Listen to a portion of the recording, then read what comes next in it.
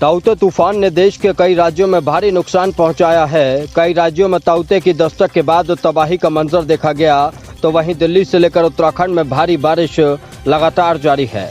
ताउते के खतरे के बीच उत्तराखंड में भी भारी बारिश का रेड अलर्ट जारी किया गया था, जिसका असर अब प्रदेश के कई हिस्सों में देखने को मिल रहा है।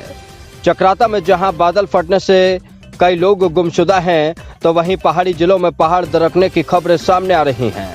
गंगोत्री यमुनोत्री के हाईवे भी कई जगह बंद हो चुके हैं। ऐसे में प्रशासन अलर्ट मोड पर है। सरकार की माने तो जरूरत पड़ने पर एनडीआरएफ का सहयोग लिया जाएगा। प्रशासन हर स्थिति पर नजर बनाए हुए है। उत्तराखंड में किस तरीके से बारिश और ताउते तूफान का कहर देखा गया, इसकी पहली तस्वीर आपको चक्राता से दिखाते हैं। चक्राता की तहसील के अंतर्गत ग्राम पंचायत जोगियों के ग्राम क्वासी के बिजलाल छानी में तेज बारिश के बाद बादल फट गया। बादल फटने के कारण जान और माल दोनों का नुकसान हुआ है। एसडीआरएफ और पुलिस मौके पर पहुंची। ग्रामीणों की हर संभव की मदद कोशिश की जा रही है। आपदा के बाद इस दौरान एक व्यक्ति का शव भी निकाला गया है। इसके अलावा कई लोगों के लापता होने की जानकारी मिल रही है।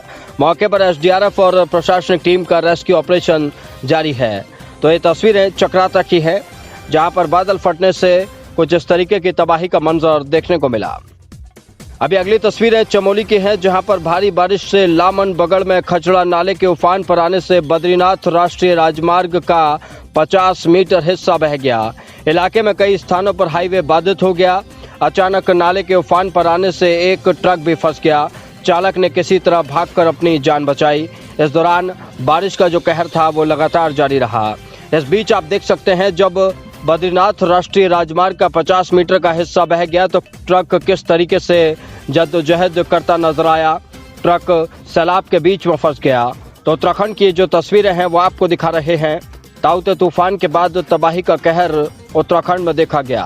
कैबिनेट मंत्री सुबोध उनियाल और शासकीय प्रवक्ता ने क्या कहा, ये सुनिए। तो तैयार है हमारी एसडीआरएफ से लेकर के। जैसे पिछली बार आपने देखा कि अगर ऐसी स्थिति आती है तो कई जगह पर जहाँ पर हम स्थानीय प्रशासन की मदद के लिए तत्काल एसडीआरएफ पहुंचता है। और अगर कोई बड़ी आपदा आती है तो एनडीआरएफ को भी हमने बुलाया, आर्मी पैरा आर्मी भी बुलाई है। अभी आपने तपोवन वाले कांड में देखा कि हमने एनडीआरएफ और पैरा आर्मी को भी उसमें यूज किया।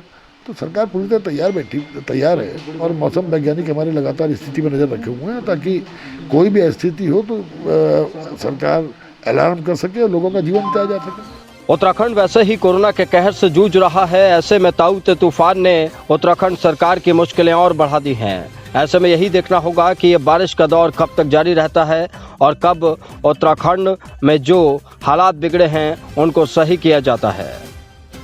देहरादून से कुलदीप अरोड़ा, टीएमएन भारत। इन दिनों टूल किट की चर्चा बड़े जोरों शोरों से हो रही है और इसी चर्चा में अब बाबा रामदेव भी कूद पड़े हैं। बाबा रामदेव ने एक वीडियो जारी कर टूल किट का जिक्र करते हुए हिंदू धर्म, सनातन परंपरा, गंगा मैया और कुंभ के सम्मान के साथ जोड़ते हुए अप्रत्यक्ष रूप से कांग्रेस पर आरोप लगाया था। और उसके बाद अब कांग्रेस ने बाबा रामदेव पर पलटवार किया है। कांग्रेस ने बाबा रामदेव को बीजेपी का टूल किट करार दिया। उत्तराखंड प्रदेश कांग्रेस कमेटी के उपाध्यक्ष सूर्यकांत धस्माना ने भी एक वीडियो बयान जारी करते हुए कहा कि जब जब मोदी जी और भाजपा के पर्दाफाश जनता के बीच होने लगता है तो वो किसी न किसी को आगे करके अपनी छवि को बचाने की कोशिश करते हैं। और इस बार उन्होंने बाबा रामदेव को अपना टूल किट बना डाला है। भारतीय जनता पार्टी और मोदी जी की सरकार जब जब फंसने लगती है, जब जब उसका पर्दाफाश देश में और दुनिया में होने लगता है, तब तब वो बाबा रामदेव जैसे लोगों को आगे रख करके हिंदू धर्म की आड़ में, गंगा जी की आड़ में, राष्ट्रवाद की आड़ में बचने की कोशिश करते हैं। लेकिन इस समय पूरा देश जान चुका है कि किनकी लापरवाही की वजह से आज देश में लाखों लोगों की जान जा रही है, किनकी वजह से करोड़ों लोग आज संक्रमित हो गए हैं, ये पूरा देश जान गया। वैक्सीन आज नागरिकों को नहीं मिल रही है और वैक्सीन विदेश भेज दी गई, किसने भेजी ये पूरा देश जान गया। कोरोना काल में बिगड़ रहे हालातों के बारे में धस्माना ने सवाल पूछा।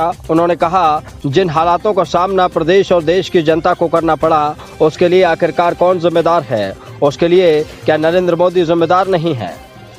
उन्होंने पूछा कि हमारी वैक्सीन विदेश क्यों भेज दी गई। इसके अलावा उन्होंने कहा कि बाबा रामदेव का हम बहुत सम्मान करते हैं, लेकिन बाबा रामदेव बीजेपी के टूल किट के रूप में काम करना बंद करें। बाबा रामदेव से हम पूछना चाहते हैं कि उनको बहुत चिंता है हिंदू धर्म की, उनको बहुत चिंता है सनातन परंपरा की, उनको बहुत चिंता है गंगा मैया की, तो वो ये बतावें कि तमाम जो हिंदू मरे हैं, जिनको दाह नहीं हो पाया, जिनको लकड़ी नहीं मिली संस्कार के लिए, जिनको रेत में दबा दिया गया, क्या उससे हिंदू धर्म की हानि नहीं हुई है? गंगा जी में डुबकी लगाने जो लोग आए, हम गंगा के प्रति श्रद्धा करते हैं, गंगा और कुंभ के प्रति हमारी अगाध श्रद्धा है, लेकिन ये जवाब दें कि क्या माननीय उच्च न्यायालय के आदेशों का पालन हुआ, और अगर नहीं हुआ तो किसने नहीं किया? जो हरिद्वार के महाकुंभ में व्यवस्थाएं होनी चाहिए थी, किसकी जिम्मेदारी थी? अगर नहीं हुई तो कौन जिम्मेदार है? ये सवाल अगर हम करेंगे तो आप हमको हिंदू धर्म का विरोधी बता देंगे, गंगा का विरोधी बता देंगे, कुंभ का विरोधी बता देंगे। जितने बड़े बाबा रामदेव हिंदू धर्म के समर्थक हैं, उससे ज्यादा समर्थक हम हैं। जितना वो गंगा मैया को सम्मान करते हैं, गंगा हमारी आत्मा है, हम उनसे ज्यादा सम्मान करते हैं। कुंभ के प्रति हमारी पीढ़ियों से श्रद्धा है और हमेशा रहेगी, लेकिन सरकार ने जो गलती करी है, उस गलती को छुपाने के लिए अगर कुंभ का सहारा लोगे, अगर गंगा मैया का सहारा लोगे, अगर हिंदू धर्म और सनातन परंपरा का सहारा लोगे, तो पूरा देश जान चुका है किसने क्या किया है। आज बाबा रामदेव जैसे लोगों पर कोई भरोसा नहीं करता। दरअसल टूलकिट का विवाद बंगाल से शुरू हुआ था और अब एक और नए टूलकिट के रूप में हिंदू धर्म के अपमान का हवाला दिया जा रहा है। ऐसे में टूलकिट वाला ये मामला कब शांत होगा, ये भी देखना होगा। देहरादून से कुलदीप अरोड़ा, टीम एन भारत।